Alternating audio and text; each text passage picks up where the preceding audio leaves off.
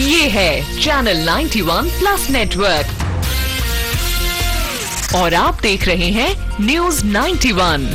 News 91, आवाज हम सबकी। नमस्कार, मैं हूं माधुरी। आप देख रहे हैं न्यूज 91 राजस्थान। न्यूज 91 के टी टाइम बुलेटिन में आपका स्वागत है।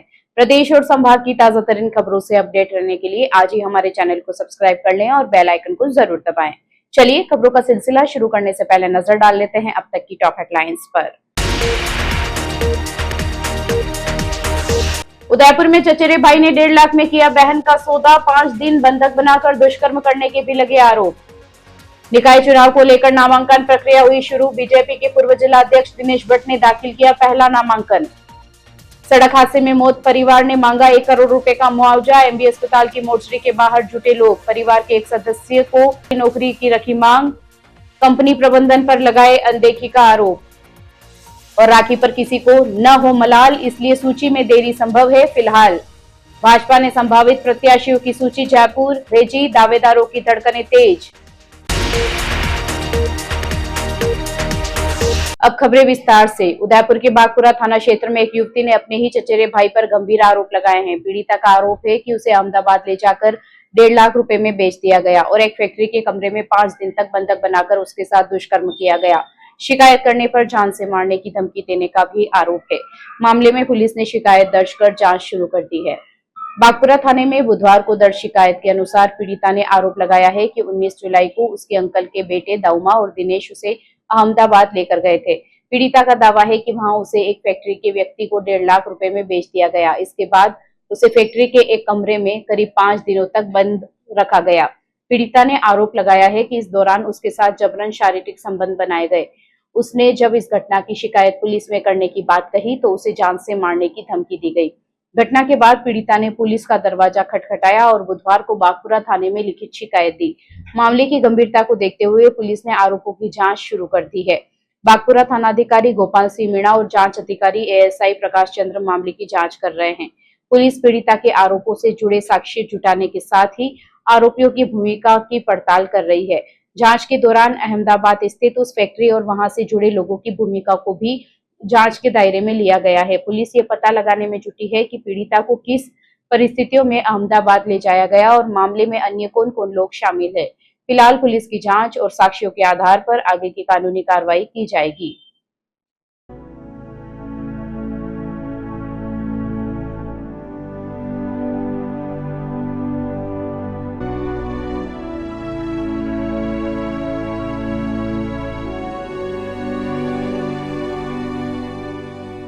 उदयपुर नगर निगम चुनाव में नामांकन प्रक्रिया शुरू होते ही राजनीतिक सरगर्मियां भी तेज हो गई है।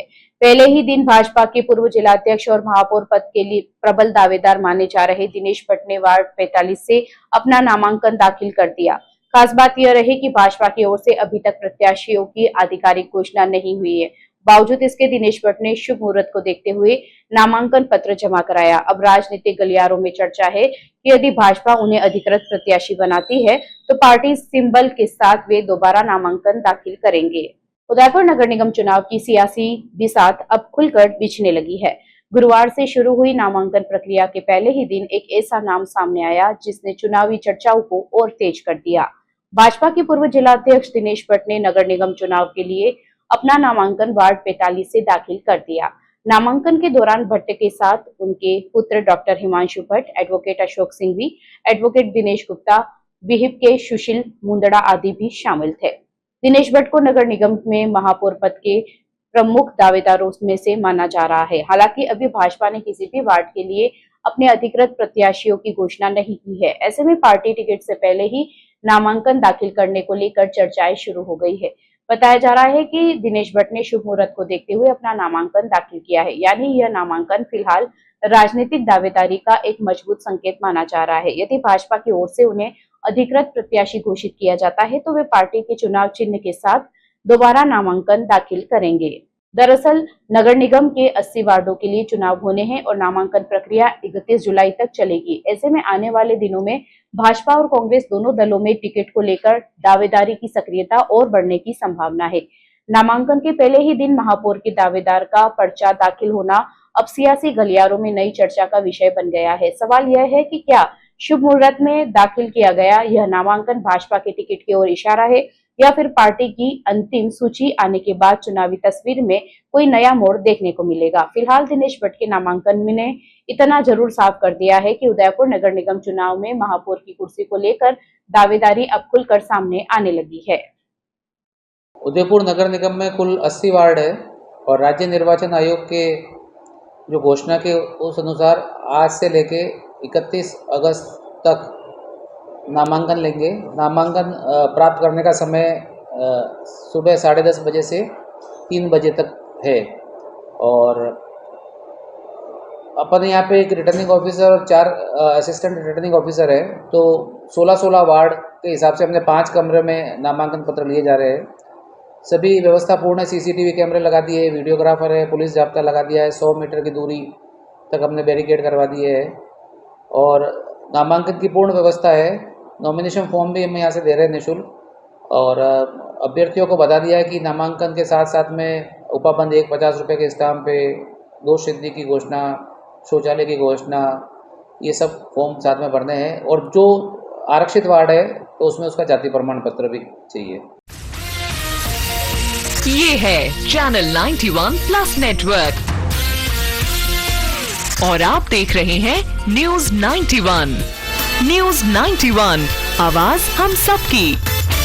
उदयपुर के खेरोदा में बुधवार को हुए बस हादसे में उदयपुर शहर के शुभागपुरा निवासी भगवान लाल डांगी की सड़क हादसे में मौत के बाद परिवार और समाज के लोगों ने कंपनी से मुआवजे और नौकरी की मांग की है। परिजनों का कहना है कि भगवान लाल करीब 20 साल से कंपनी में काम कर रहे थे और परिवार की आर्थिक जिम्मेदारी उन्हीं पर थी। हादसे के बाद परिवार के सामने रोजी रोटी का संकट खड़ा हो गया है। इसी को लेकर आज गुरुवार सुबह से MB अस्पताल के मोर्चरी के बाहर समाज के लोग जुटे और कंपनी से 1 करोड़ रुपए का मुआवजा और परिवार के एक सदस्य को नौकरी देने की मांग रखी। शुभागपुरा निवासी भगवान लाल डांगी की सड़क हादसे में मौत के बाद परिवार पर दुखों का पहाड़ टूट पड़ा है। बुधवार को खेरोदा थाना क्षेत्र में हुए बस ट्रेलर हादसे में भगवान लाल की जान चली गई। पुलिस के अनुसार इस हादसे में 3 लोगों की मौत हुई थी जबकि 10 लोग घायल हुए थे। परिजनों के मुताबिक भगवान लाल लंबे समय से बड़ोला हुंडई कंपनी में ड्राइविंग का काम कर रहे थे। बताया गया है कि वे कंपनी के काम से प्रतापगढ़ गए थे और वापस लौटते समय हादसे का शिकार हो गए। भगवान लाल के परिवार में अब कमाने वाले कोई नहीं होने की बात कहते हुए परिजनों और समाज के लोगों ने कंपनी प्रबंधन से आर्थिक मदद की मांग की है। परिजनों का कहना है कि भगवान लाल के ऊपर उनके 2 बच्चों और पूरे परिवार की जिम्मेदारी थी। ऐसे में उनकी मौत के बाद परिवार के सामने आर्थिक संकट खड़ा हो गया है। इसी को देखते हुए परिवार और समाज की ओर से कंपनी से 1 करोड़ रुपए का मुआवजा और परिवार के एक सदस्य को नौकरी देने की मांग की गई है। वहीं प्रदर्शन कर रहे लोगों ने आरोप लगाया है कि हादसे के बाद काफी समय बीतने के बावजूद कंपनी की ओर से कोई जिम्मेदार अधिकारी या मैनेजर मौके पर नहीं पहुंचा। इसी बात को लेकर समाज के लोगों में नाराजगी नजर आई। प्रदर्शनकारियों ने कहा है कि उनकी मांग सरकार से नहीं बल्कि कंपनी प्रबंधन से है और कंपनी को परिवार की जिम्मेदारी में सहयोग करना चाहिए। मोर्चरी के बाहर जुटे लोगों ने चेतावनी दी कि अगर कंपनी की ओर से उनकी मांगों पर जल्द सकारात्मक निर्णय नहीं लिया गया तो आंदोलन उनका तेज किया जाएगा। जो है कंपनी में 20 साल से नौकरी कर रहा है और कंपनी के काम से वो गाड़ी छोड़ने कंपनी की गाड़ी छोड़ने गया और आते वक्त हादसा हो गया और हमारी मांग है कि कंपनी 1 करोड़ रुपया दे और एक संविदा पे एक बच्चे को नौकरी लगावे। ये हमारी मांग है। कंपनी का नाम क्या था? Badola Hyundai सुभागपुरा circle. 20 साल शुभागपुरा निवासी है। वो बड़ोला हुंडई में ड्राइविंग का काम करता है। वो प्रतापगढ़ गाड़ी छोड़ने गया था, ऑन ड्यूटी था।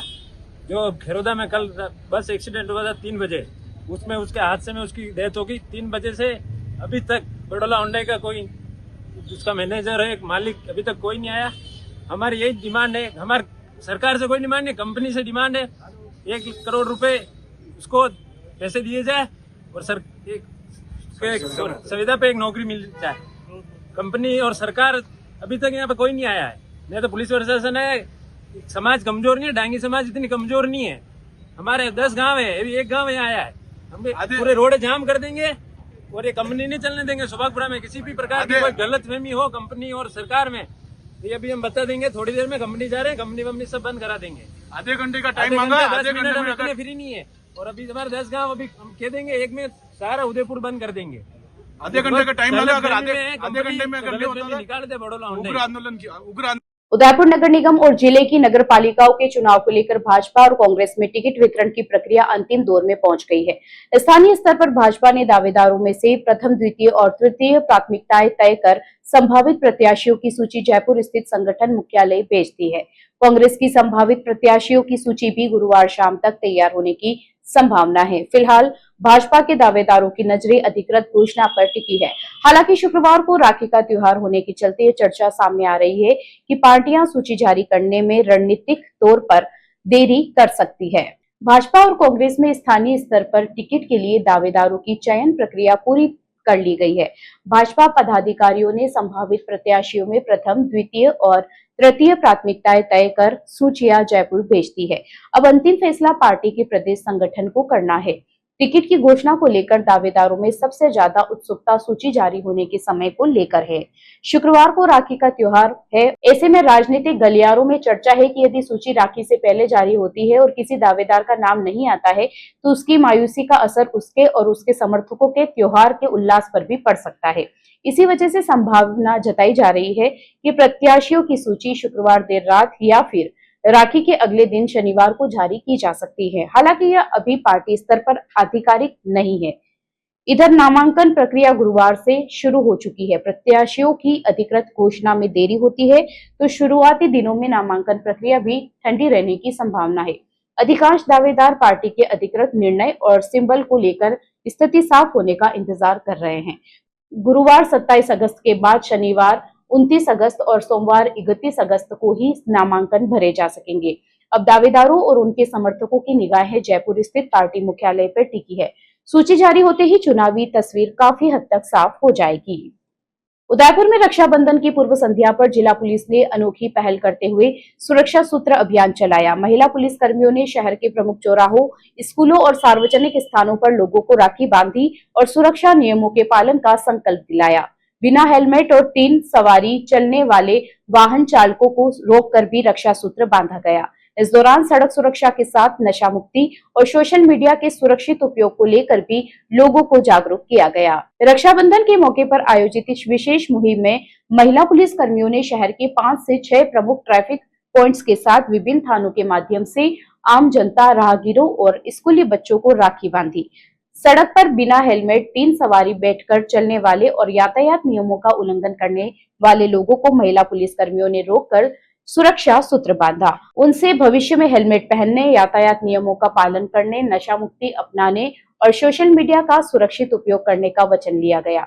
अभियान के दौरान पुलिस अधिकारी शहर के सबसे बड़े बालिका रेजिडेंशियल स्कूल भी पहुंचे। यहाँ छात्राओं को सुरक्षा और जागरूकता से जुड़ी महत्वपूर्ण जानकारियां दी गई। पुलिस की इस पहल का उद्देश्य रक्षाबंधन के पर्व को सड़क सुरक्षा और सामाजिक जागरूकता से जोड़ना रहा। अभियान की जानकारी देते हुए एडिशनल एसपी अंजना सुखवाल ने बताया कि रक्षाबंधन के अवसर पर पुलिस कर्मियों ने आमजन से जिम्मेदार नागरिक बनने और सुरक्षा नियमों का पालन करने का आग्रह लिया है। उन्होंने लोगों से अपने परिवार और मित्रों को भी यातायात नियमों के प्रति जागरूक करने की अपील की। वहीं एडिशनल एसपी चेतना सिंह भाटी ने बताया कि उदयपुर में नशे के खिलाफ और सड़क सुरक्षा को बढ़ावा देने के लिए अभियान आयोजित किया गया है। रक्षा सूत्र के माध्यम से लोगों में जागरूकता पैदा करना और सुरक्षित समाज का निर्माण करना इस मुहिम का मुख्य उद्देश्य है।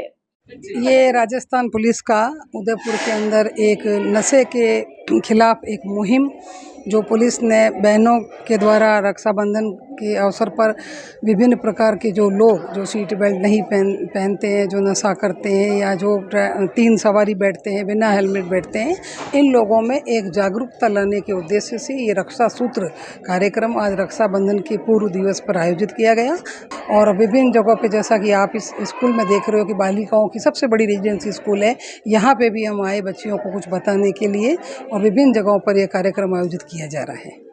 आज राजस्थान पुलिस, जिला पुलिस के तत्वावधान में हमने ज़िले में 5-6 ऐसे पॉइंट सेलेक्ट किए हैं और उसके अलावा हमारे समस्त थानों ने आमजन को, स्कूलों में बच्चों को और राखी बांधकर और साथ में हमने कुछ ट्रैफिक पॉइंट सेलेक्ट करके वहाँ पे भी आने वाले राहगीर जो कुछ हेलमेट्स में नहीं थे या कोई कुछ ऐसे थे जो ट्रैफिक रूल्स फॉलो नहीं कर रहे थे, उन सबको हमने रुकवा कर अनुनय विनय से हमारे साथी पुलिसकर्मियों ने, महिला पुलिसकर्मियों ने उनको राखी बांधकर और रक्षा सूत्र बांधते हुए उनसे वचन लिया कि वो आगे भविष्य में खुद भी ट्रैफिक रूल्स फॉलो करेंगे, हेलमेट्स पहनेंगे, नशा मुक्ति को फॉलो करेंगे, सोशल मीडिया वगैरह सब बहुत सुरक्षित इस्तेमाल करेंगे। उसके साथ ही साथ अपने घर पे जाके अपने मित्रों को, अपने परिवार को, अन्य लोगों को भी वो जाके मोटिवेट करेंगे कि वो ट्रैफिक रूल्स फॉलो करें, एक अच्छे नागरिक के रूप में समस्त नियमों का पालन करते हुए और अच्छा मैसेज बनाएं और एक अच्छे सिविक सेंस के साथ अच्छे नागरिक के रूप में स्थापित करें। तो इसके लिए मैं रक्षाबंधन पर आप सभी को निवेदन करना चाहूँगी कि आप भी अधिकाधिक ट्रैफिक रूल्स आदि का फॉलो करते हुए, और कौन कौन सी नसीहत देना चाह रहे हैं मैडम जेटली भी हमारे साथ।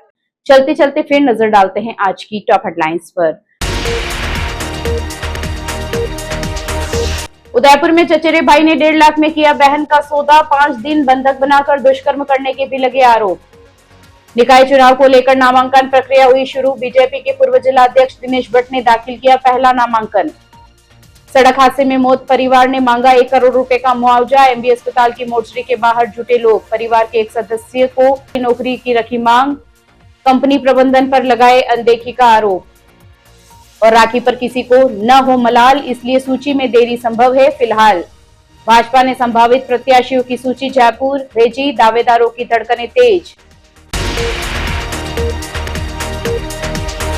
अपने स्मार्टफोन पर प्रदेश भर की खबरों से अपडेट रहने के लिए आज ही हमारे चैनल को सब्सक्राइब कर ले और बेल आइकन को जरूर दबाएं। फिलहाल इस बुलेटिन में इतना ही। अब दीजिए इजाजत माधुरी को, आप जुड़े रहिए न्यूज़ 91 के साथ। नमस्कार। दक्षिणी राजस्थान का एकमात्र सुपर स्पेशलिटी अलकनयन आई हॉस्पिटल पिछले 30 सालों से है आपकी सेवा में समर्पित, जो देते हैं आपको एक्सपीरियंस डॉक्टर्स की टीम और लेटेस्ट टेक्नोलॉजी द्वारा लेसिक, कॉर्निया, रेटिना, कैटरैक्ट जैसी सभी आई केयर ट्रीटमेंट एक ही छत के नीचे। अलकनयन eye hospital, Pratap Nagar extension near transport नगर, उदयपुर।